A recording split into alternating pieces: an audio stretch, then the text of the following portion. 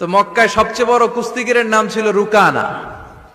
তো বিশ্বনবী একদিন ফজরের সালাত শেষে লুকিয়ে লুকিয়ে মক্কার সবচেয়ে বড় বক্সার চিনেন তো, তিনি মক্কার সবচেয়ে বড় বক্সার রুকানার কাছে চলে গেল, যে বলল, রুকানা আসলিম তাসলাম, ইসলাম মানো শান্তিতে থাকবা, দুনিয়ায়ও থাকবা আখিরাতেও থাকবা। সুবহানাল্লাহ পড়ে।